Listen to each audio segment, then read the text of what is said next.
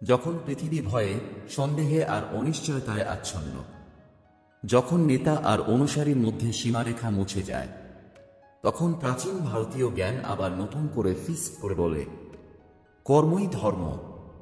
দেবাশিস চট্টোপাধ্যায়ের Karma Sutras, leadership and wisdom in uncertain times বইটি আমাদের শেখায়, নেতৃত্ব মানে শুধু অন্যদের পরিচালনা নয়, বরং নিজেকে বোঝা, নিজের কর্মকে উপলব্ধি করা, আর সেই উপলব্ধি থেকে শান্ত, স্থির ও সাহসী সিদ্ধান্ত নেওয়া। চলুন আমরা প্রবেশ করি সেই গভীর জগতে, যেখানে কর্ম মানে শুধু কাজ নয়, এক ধরনের আত্মসাধনা। এখানে প্রতিটি সিদ্ধান্ত এক ধরনের ধ্যান, প্রতিটি মুহূর্ত এক ধরনের পরীক্ষার ক্ষেত্র। আপনি শুনছেন আদি বুক সেলফ। আজ শুরু করছি Karma Sutras, leadership and wisdom in uncertain times এর বাংলা অডিও সিরিজ। চলুন শুরু করি প্রথম অধ্যায়, নেতৃত্বের নীরব শক্তি। অধ্যায় 1, নেতৃত্বের নীরব শক্তি। প্রকৃত নেতা কখনো বর্জন করে না।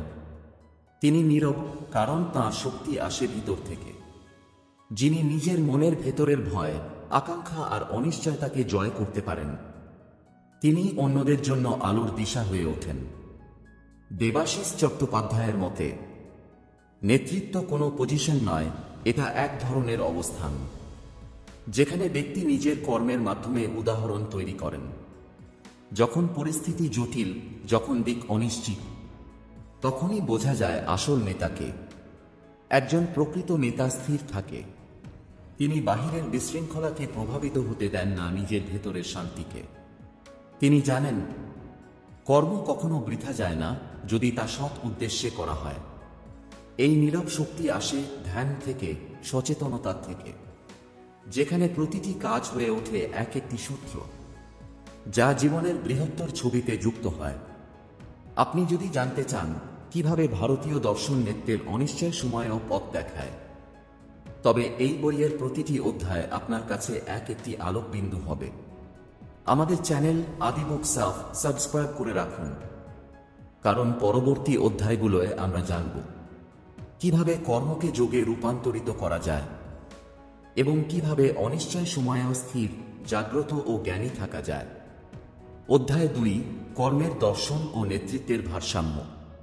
একজন নেতা যখন কোনো সিদ্ধান্ত নেন, তার সামনে থাকে অসংখ্য অনিশ্চয়তা। তিনি জানেন না ফল কি হবে, কিন্তু তবুও তাকে কাজ করতেই হয়। এই অনিশ্চয়তার মাঝেই জন্ম নেয় কর্মের সত্যিকারের দর্শন। দেবাশিস চট্টোপাধ্যায় বলেন, কর্ম মানে শুধু কাজ নয়, এটা এক ধরনের অভ্যন্তরীণ যাত্রা, যেখানে ফল নয়, উদ্দেশ্যটাই মুখ্য হয়ে ওঠে।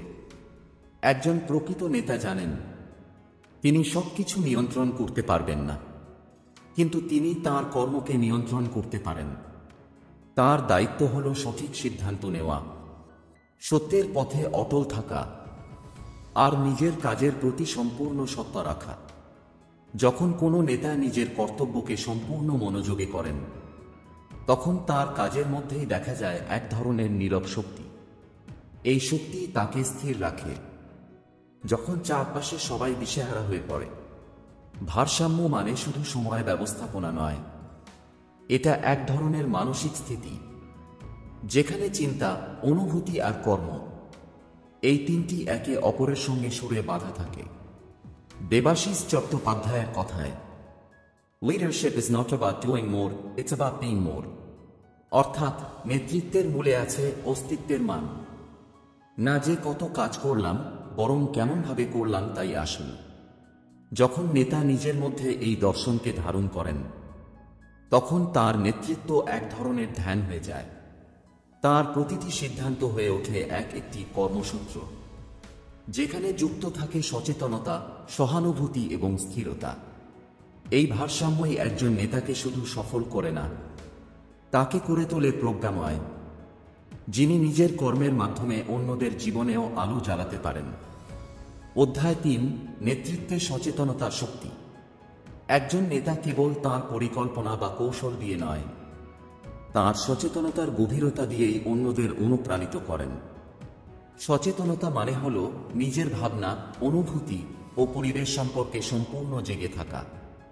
যিনি নিজের অন্তর্জগতের সঙ্গে সংযুক্ত, তিনি বাইরের পৃথিবীতে সত্যিকার প্রভাব ফেলতে পারেন। দেবাশিস চট্টোপাধ্যায়ের মতে, নেতৃত্বের আসল শক্তি লুকিয়ে থাকে এই জাগ্রত মনের মধ্যে। যখন একজন নেতা নিজের ভেতরের কণ্ঠস্বর শুনতে শেখেন, তখন তিনি বুঝতে পারেন কোন সিদ্ধান্ত তার অহং থেকে আসছে আর কোন সিদ্ধান্ত তার অন্তরের প্রজ্ঞা থেকে আসছে। সচেতন নেতা কখনো তাড়াহুড়ো করেন না।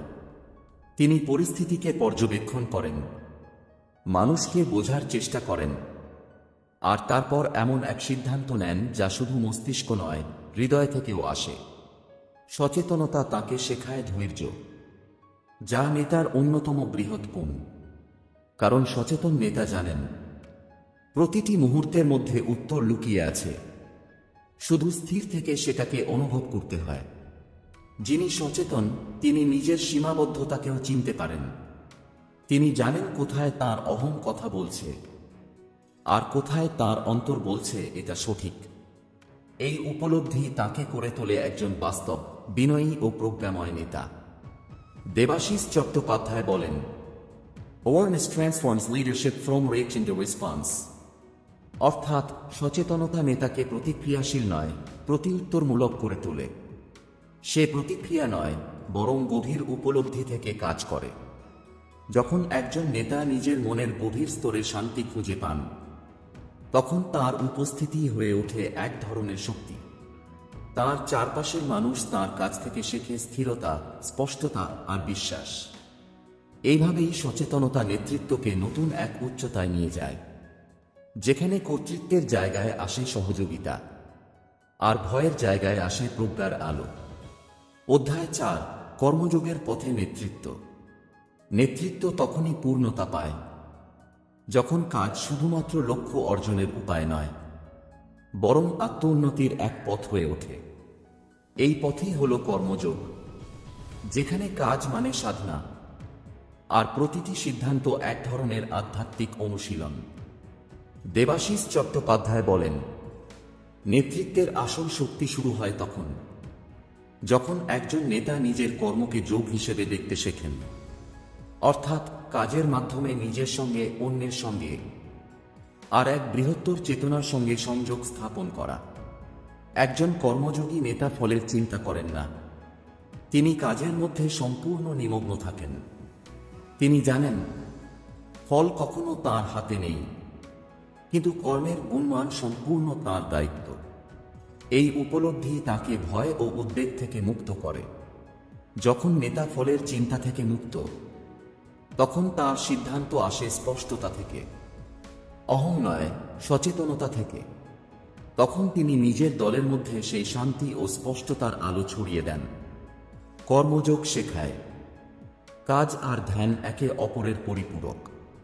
যখন কাজ সঠিক মনোভাব থেকে করা হয়, তখন তা ধ্যানেরই এক রূপ নেয়। তখন নেতার অফিসও হয়ে ওঠে এক আশ্রম, যেখানে মানুষ শুধু লক্ষ্য নয়, অর্থ খুঁজে পায়। একজন কর্মযোগী নেতা অন্যদের প্রেরণা দেন এই উপলব্ধি দিয়ে, আমরা যা করি সেটাই আমাদের আত্মার প্রকাশ। তাই কাজ যতই ছোট হোক, যদি সেটি সততা, ভালোবাসা ও সচেতনতা দিয়ে করা হয়, তবে সেটাই নেতৃত্বের সর্বোচ্চ রূপ। দেবাশিস চট্টোপাধ্যায় লিখেছেন, Leadership is not about control, it is about connection. এই সংযোগই কর্মযোগের মর্ম। সংযোগ নিজের অন্তরের সঙ্গে, সংযোগ সহকর্মীদের সঙ্গে এবং সংযোগ মহাবিশ্বের কর্মচক্রের সঙ্গে। যখন নেতা এই সংযোগ উপলব্ধি করেন, তখন নেতৃত্ব হয়ে ওঠে এক যোগ সাধনা, যেখানে প্রতিটি দিন, প্রতিটি সিদ্ধান্ত তাকে আরও সচেতন, সহানুভূতিশীল ও প্রজ্ঞাময় করে তোলে।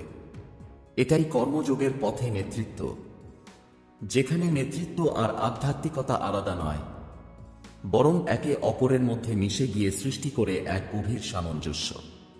অধ্যায় 5, অন্তর্নিহিত নীরবতা ও সিদ্ধান্তের শক্তি। একজন নেতার প্রকৃত শক্তি তার কথায় নয়, বরং তার নীরবতায়। এই নীরবতা কোনো দুর্বলতা নয়, বরং তা এক গভীর অভ্যন্তরীণ স্থিতি, যেখানে মন, চিন্তা আর কর্ম এক সুরে মিলেমিশে যায়। দেবাশিস চট্টোপাধ্যায় বলেন, Silence is not the absence of action. It is the foundation of voice action. অর্থাৎ নীরবতা মানে কাজের অভাব নয়, বরং সঠিক কাজের প্রস্তুতি। যখন চারপাশে সবাই উদ্বেগে ভুগছে, চাপ, ভয় আর সিদ্ধান্তের বিভ্রান্তিতে জর্জরিত, তখন একজন প্রকৃত নেতা স্থির থাকেন। তিনি নিজের ভেতরের শব্দগুলোকে শুনতে শেখেন এবং সেখান থেকেই উঠে আসে তাঁর সবচেয়ে স্পষ্ট উত্তর। নেতার এই অন্তর্নিহিত নীরবতা তাকে শেখায় কিভাবে প্রতিক্রিয়া না দিয়ে প্রতিকার করতে হয়। তিনি সিদ্ধান্ত নেন না আবেগের চাপে, বরং গভীর উপলব্ধির জায়গা থেকে। এই নীরবতার মধ্যে আছে পরিমিতি ও প্রজ্ঞা, কারণ যখন মন স্থির হয় তখন বাস্তবতাকে দেখা যায় স্পষ্টভাবে, কোনো বিকৃতি ছাড়া, কোনো ভয় ছাড়া। যে নেতা নিজের মনের ভেতর শান্ত, তার সিদ্ধান্তের মধ্যেও সেই শান্তির প্রতিফলন ঘটে। তিনি কাউকে প্রমাণ করার জন্য কাজ করেন না, বরং সত্যের সঙ্গে সামঞ্জস্য রেখে কাজ করেন। এই কারণেই তাঁর সিদ্ধান্তগুলো সময়ে সময়েই সঠিক প্রমাণিত হয়। নীরবতা একজন নেতাকে নিজের সঙ্গে সংযোগে রাখে। এই সংযোগ তাকে দেয় সাহস, সঠিক সময়ে কথা বলার এবং প্রয়োজনের সময় চুপ থাকার। কারণ কখনো কখনো নীরবতাই সবচেয়ে জোরালো বার্তা দেয়। দেবাশিস চট্টোপাধ্যায় উল্লেখ করেন, True leaders listen more than they speak. For and listening is wisdom. অর্থাৎ নেতার শ্রবণই তাঁর শক্তি।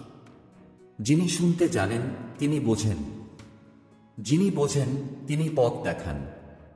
অন্তর্নিহিত নীরবতা নেতাকে দেয় সেই গভীর দৃষ্টি, যা দিয়ে তিনি অস্থিরতার মাঝেও পথ খুঁজে পান। এই নীরবতাই তাকে করে তোলে এক আলোকবর্তিকা, যার উপস্থিতিতে অন্যরাও নিজেদের শান্তি ও সাহস খুঁজে পায়। নেতৃত্বের এই স্তরেই বোঝা যায় নীরবতা কোনো শূন্যতা নয়, বরং তা এক অসীম সম্ভাবনার উৎস, যেখান থেকে জন্ম নেয় প্রজ্ঞা, সহানুভূতি এবং দৃঢ়সিদ্ধান্ত। অধ্যায় 6, নেতৃত্বে সহানুভূতির ভূমিকা। নেতৃত্ব শুধু কৌশল নয়, এটা এক মানবিক শিল্প। সহানুভূতি হল সেই শিল্পের প্রাণ। যে নেতা অন্যের অনুভূতি বুঝতে পারেন, তিনি শুধু আদেশ দেন না, অনুপ্রেরণা দেন। দেবাশিস চট্টোপাধ্যায় বলেন, Empathy is the bridge between power and purpose. অর্থাৎ সহানুভূতি ক্ষমতা ও উদ্দেশ্যের মধ্যে সেতুবন্ধন সৃষ্টি করে। সহানুভূতিশীল নেতা জানেন মানুষ শুধু কাজের জন্য নয়, অনুভূতির জন্য কাজ করে। তাই তিনি শোনেন, বোঝেন এবং সেই বোঝাপড়া থেকেই সিদ্ধান্ত নেন। এই সহানুভূতি নেতাকে বিনয়ী রাখে, আর তার নেতৃত্বে তৈরি হয় বিশ্বাস ও ঐক্যের পরিবেশ। প্রকৃতপক্ষে যেখানে সহানুভূতি আছে, সেখানেই নেতৃত্ব হয়ে ওঠে মানবতার এক সুন্দর উদাহরণ। অধ্যায় 7, অনিশ্চয়তার মাঝে স্থির নেতৃত্ব। একজন প্রকৃত নেতার পরীক্ষা হয় তখন যখন চারপাশে সবকিছু ভেঙে পড়ছে, যখন ভবিষ্যৎ অন্ধকার আর মানুষ দিশাহারা হয়ে আছে ভয় ও বিভ্রান্তির মধ্যে। এই সময়ই বোঝা যায় কে আসল নেতা। দেবাশিস চট্টোপাধ্যায় বলেন, Leadership is not about certainty, it is about clarity. অর্থাৎ নেতা কখনো সব উত্তর জানেন না, কিন্তু তিনি জানেন কিভাবে অন্ধকারের মধ্যেও আলো খুঁজে নিতে হয়। স্থিত নেতার শক্তি আসে তার ভিতরকার শান্তি থেকে। তিনি ঝড়কে থামাতে পারেন না, কিন্তু তিনি নিজের নৌকাটিকে স্থির রাখেন বিশ্বাস ও বুদ্ধির সাহায্যে। এই স্থিরতাই তার দলকে নিরাপদ অনুভব করায়। যখন নেতা আতঙ্কিত হন না, তখন অনুসারীরাও সাহস পায়। যখন তিনি নিজের মধ্যে স্থিরতা খুঁজে পান, তখন সেই স্থিরতা তাঁর চারপাশে ছড়িয়ে পড়ে। অনিশ্চয়তার সময় একজন নেতা 3টি জিনিস মনে রাখেন। প্রথমত, ভয় সাময়িক। দ্বিতীয়ত, বিশ্বাস টিকে থাকে। তৃতীয়ত, সত্য সব সময় পথ দেখায়। এই 3টি উপলব্ধি তাকে রাখে স্থির, স্পষ্ট ও সহানুভূতিশীল। নেতৃত্বের এই স্তরে গিয়ে তিনি আর কেবল একজন সংগঠক নন, বরং এক আলোকবর্তিকা হয়ে ওঠেন, যিনি অনিশ্চিত সময়েও অন্যদের মনে সাহস, স্থিরতা ও আশার আগুন জ্বালিয়ে রাখেন। অধ্যায় ৮, সিদ্ধান্তে সাহস ও প্রজ্ঞার ভারসাম্য। নেতৃত্বের আসল সৌন্দর্য লুকিয়ে আছে দুটি শক্তির মধ্যে, সাহস ও প্রজ্ঞা। সাহস ছাড়া নেতা অগ্রসর হতে পারেন না, আর প্রজ্ঞা ছাড়া সেই সাহস হয়ে যায় বেপরোয়া। দেবাশিস চট্টোপাধ্যায় বলেন, Courage without wisdom is aggression, and wisdom without courage is hesitation. অর্থাৎ সাহস যদি প্রজ্ঞাহীন হয় তা ধ্বংস ডেকে আনে, আর প্রজ্ঞা যদি সাহসহীন হয় তা অচল হয়ে পড়ে। একজন প্রকৃত নেতা জানেন, সিদ্ধান্ত মানে শুধু সঠিক পথ বেছে নেওয়া নয়, বরং ভয়কে অতিক্রম করে সঠিক পথে চলার সাহস রাখা। তার প্রজ্ঞা তাকে শেখায় কখন এগোতে হবে আর কখন থামতে হবে। সাহস তাকে কর্মে উদ্বুদ্ধ করে, প্রজ্ঞা তাকে ফলাফলের আসক্তি থেকে মুক্ত রাখে। এই দুইয়ের ভারসাম্যই নেতৃত্বের গভীরতম শিক্ষা। যখন নেতা ভয়ের মুখেও এগিয়ে যান, কিন্তু তা করেন উপলব্ধি ও বিচক্ষণতার সঙ্গে, তখন তার সিদ্ধান্তে এক বিশেষ শক্তি দেখা যায়, যা শুধু ফল দেয় না, বিশ্বাসও তৈরি করে। এই সাহস ও প্রজ্ঞার মেলবন্ধনই একজন নেতাকে করে তোলে আলাদা। তিনি তখন আর কেবল সিদ্ধান্ত নেন না, বরং তার সিদ্ধান্তই অন্যদের জন্য পথ প্রদর্শক হয়ে ওঠে। অধ্যায় ৯, নেতৃত্বে আত্মজ্ঞান ও আত্মনিয়ন্ত্রণ। নেতৃত্বের সর্বোচ্চ রূপ শুরু হয় নিজেকে জানার মধ্য দিয়ে। যিনি নিজেকে বোঝেন না, তিনি অন্যদের পথ দেখাতে পারেন না। আত্মজ্ঞান হল সেই আয়না যেখানে নেতা নিজের শক্তি, দুর্বলতা, ভয় ও সত্যকে স্পষ্টভাবে দেখতে পান। দেবাশিস চট্টোপাধ্যায় বলেন, Leadership begins with self-awareness and matures with self-mastery. অর্থাৎ নেতৃত্বের জন্ম আত্মজ্ঞান থেকে, আর তার পূর্ণতা আত্মনিয়ন্ত্রণে। আত্মজ্ঞান একজন নেতাকে শেখায় তিনি আসলে কে, কেন নেতৃত্ব দিচ্ছেন, আর তার সিদ্ধান্তের পিছনে আসল উদ্দেশ্য কি। এই উপলব্ধি তাকে অহংকার থেকে দূরে রাখে এবং বিনয়ের ভিতরে স্থির রাখে। অন্যদিকে আত্মনিয়ন্ত্রণ হল সেই শক্তি যা নেতাকে আবেগ, রাগ, ভয় ও প্রলোভনের হাত থেকে রক্ষা করে। যিনি নিজের মনকে নিয়ন্ত্রণ করতে পারেন, তার সিদ্ধান্তকে কেউ নাড়া দিতে পারে না। একজন আত্মজ্ঞানী নেতা জানেন, সবকিছু তার নিয়ন্ত্রণে নেই, কিন্তু নিজের প্রতিক্রিয়া, নিজের মনোভাব, নিজের মনোসংযোগ এসব তারই হাতে। এই সচেতনতা তাকে শান্ত রাখে এবং প্রতিটি পরিস্থিতিতে সঠিক প্রতিক্রিয়া দিতে সাহায্য করে। যখন আত্মজ্ঞান ও আত্মনিয়ন্ত্রণ একসাথে কাজ করে, তখন নেতৃত্ব হয়ে ওঠে এক অভ্যন্তরীণ সাধনা। এই সাধনাই নেতাকে করে তোলে প্রজ্ঞাময়, সহানুভূতিশীল ও অপরাজেয়। শেষ পর্যন্ত যিনি নিজেকে জয় করেছেন, তিনি প্রকৃত অর্থে নেতৃত্ব দিতে পারেন পৃথিবীকে। অধ্যায় ১০, পরিবর্তনের সময় নেতৃত্বের নমনীয়তা। জীবন যেমন পরিবর্তনশীল, নেতৃত্ব তেমনি। যে নেতা পরিবর্তনকে ভয় পান, তিনি সময়ের স্রোতে পিছিয়ে পড়েন, কিন্তু যিনি পরিবর্তনকে গ্রহণ করেন সচেতনতার সঙ্গে, তার নেতৃত্ব হয়ে ওঠে সময়ের থেকেও এগিয়ে। দেবাশিস চট্টোপাধ্যায় বলেন, Flexibility is not weakness, it is intelligence in motion. অর্থাৎ নমনীয়তা দুর্বলতা নয়, এটি হল বুদ্ধিমত্তার চলমান রূপ। নেতা যদি সময়, মানুষ ও পরিস্থিতির সঙ্গে মানিয়ে নিতে পারেন, তাহলে তিনি পরিবর্তনের মাঝে স্থির থাকতে পারেন। এই মানিয়ে নেওয়া মানে আত্মসমর্পণ নয়, বরং নতুন বাস্তবতার সঙ্গে নিজের শক্তিকে পুনর্গঠন করা। নমনীয় নেতা বোঝেন, যখন বাতাসের দিক বদলায়, তখন নৌকার পালও বদলাতে হয়, কিন্তু গন্তব্য অর্থাৎ মূল মূল্যবোধ সেটি একই থাকে। এই নমনীয়তা নেতাকে শেখায় কৃতজ্ঞতা, অভিযোজন আর নতুন চিন্তার প্রতি খোলা মনোভাব। তার নেতৃত্বে তৈরি হয় এমন পরিবেশ যেখানে ভয় নয়, উদ্ভাবন বিকশিত হয়। শেষ পর্যন্ত পরিবর্তনই নেতৃত্বের প্রকৃত শিক্ষক। যে নেতা এই শিক্ষাকে গ্রহণ করেন, তিনি কেবল টিকে থাকেন না, তিনি বিকশিত হন। এভাবেই Karma Sutras leadership and wisdom in uncertain times আমাদের শেখায় নেতৃত্ব মানে শুধু নির্দেশ নয়, এটা হলো আত্মোপলব্ধির এক গভীর যাত্রা, যেখানে কর্ম, সচেতনতা, নীরবতা, সহানুভূতি আর আত্মজ্ঞান মিলে তৈরি করে এক আলোকিত নেতৃত্বের রূপ। যে নেতা নিজের ভিতর আলো জ্বালাতে পারেন, তিনি অন্যদের পথ দেখাতে পারেন অন্ধকার সময়। আপনি শুনছিলেন Karma Sutras leadership and wisdom in uncertain times, Debashis চট্টোপাধ্যায়ের চিন্তার আলোকে। আমাদের চ্যানেল আদিবুক সাবস্ক্রাইব করে রাখুন, কারণ খুব শিগগিরই আমরা আনব আরও অনুপ্রেরণামূলক বইয়ের বাংলা অডিও সংস্করণ। ধন্যবাদ। শান্ত থাকুন, সচেতন থাকুন আর নিজের কর্মের মধ্যে খুঁজে নিন প্রজ্ঞার শক্তি।